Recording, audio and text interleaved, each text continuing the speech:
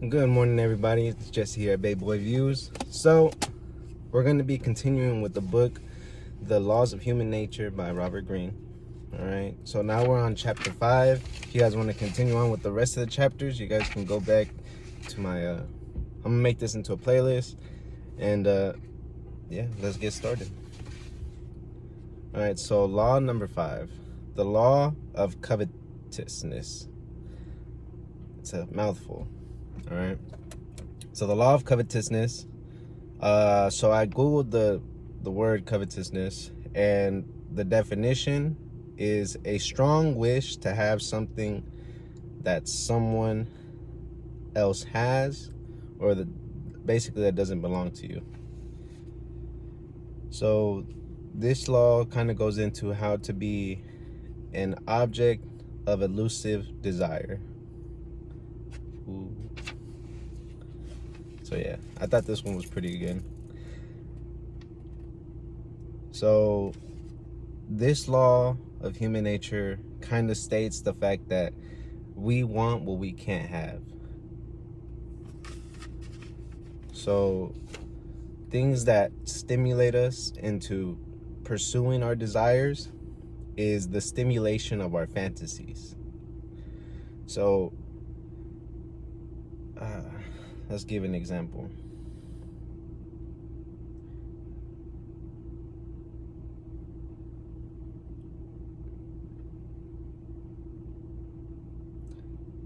Like trying to get a raise at your job, right? You know, it's a fantasy for the most part. You can try to stimulate it by, you know, sucking up to your boss and things like that, but at the end of the day, it's just a fantasy. And then that's why your boss and all them have a pretty good control over you when they give you $1 raise. You know, it gets you to work that much harder. Okay. So desire.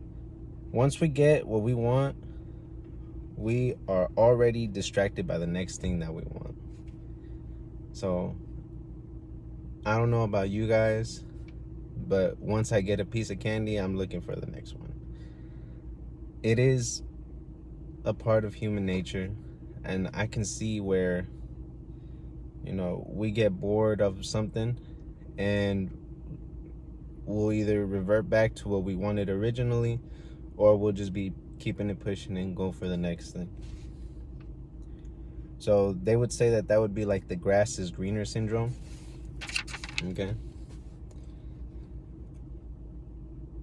So if you get too familiar, there is no mystery or room for fantasy. Okay. So I don't know if you guys ever found yourself in a predicament where you're talking to somebody and, you know, you really like this person. So you kind of find yourself texting them day and night, you know, calling them 24/7. I'm not that type of person, but I have been in those type of relationships where they do kind of force and impose themselves on you just because of their own, I wouldn't say insecurity, but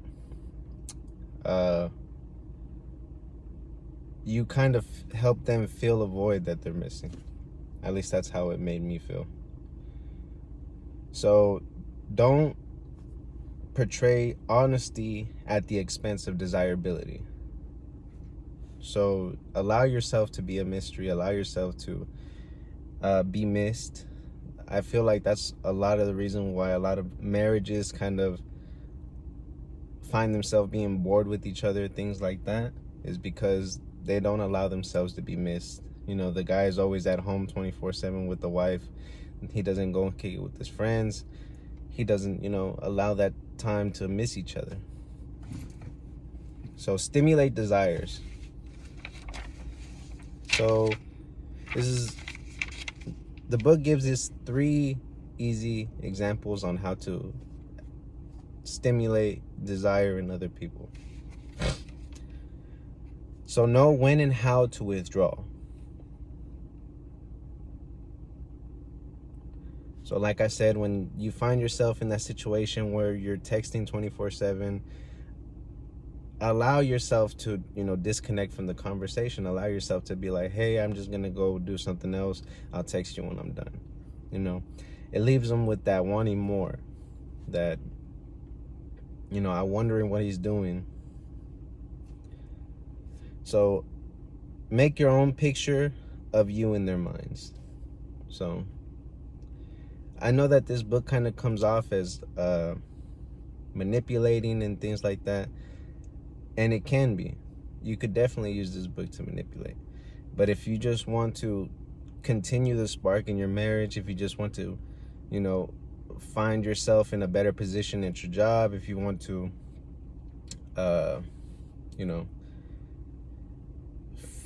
fix what internal ticks you got going on that you didn't understand about yourself, this is a good way to understand how you work without pointing towards scriptures and stuff like that, because I believe that the chapter about character says it best, that we are not possessed by gods or spirits, that our character drives our actions. So if you can see what kind of character you are, you could potentially help yourself be a better person, not just for yourself, but for the people around you.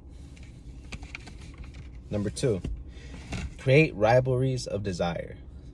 So this one I thought was pretty cool, because this one, this would be like, I don't know if you guys ever tried to buy something on OfferUp, and you know, you put down how much they want for it, and they'll be like, okay, the first ones to come and get it picks it up, right? So that makes you want to rush over there and, you know, go buy it before anybody else does.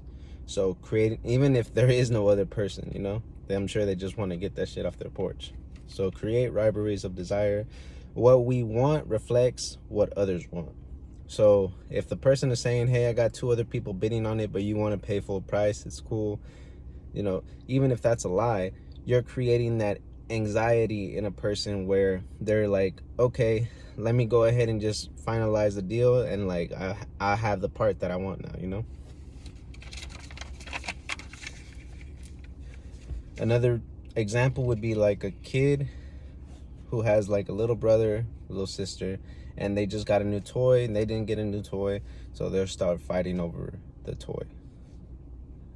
Another example that I saw in the book was like when, you know, you haven't been in a relationship for a while, and then, you know, you finally get in a relationship, and then the girl sees that another girl that, you know, you were probably talking to or has been thinking about you, suddenly hits you up out of nowhere.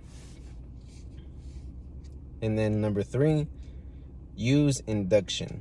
So induction, what does that mean? It's to attract.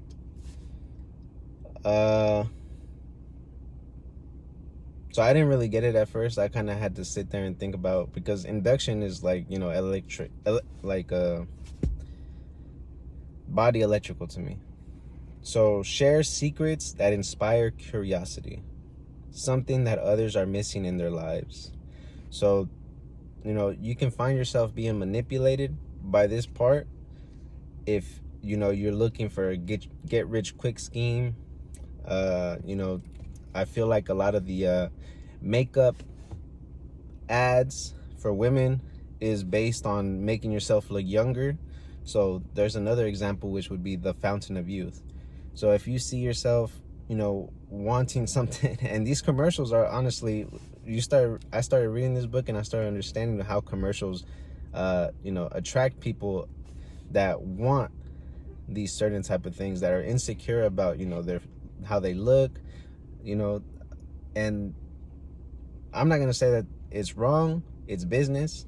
You know, you want to sell something and people want your product. But, you know, if you're looking for a fountain of youth, you can find yourself susceptible to induction by ads. So here's a pinpoint. Possessions does not compel people to act, desire does. So let that sink in, okay? So possessions, things that you have, does not compel people to act, desire does. So if you have like nice cars or something, or like a bike, you know, and someone is looking at you and, you know, they just have that sign of envy, you know, you might wake up the next morning and your bike might not be there. You know what I mean?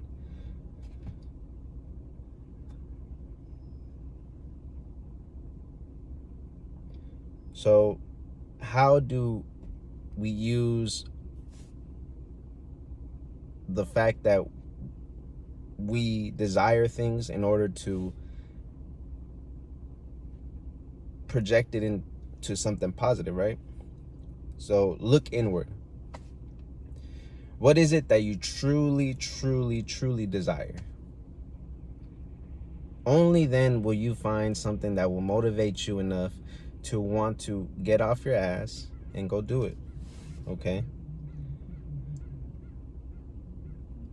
Don't change course. So that is an important point. And I'm sure that all of us have been at some point in our life chasing something, and then we get distracted by the next thing, you know? And that goes back to the whole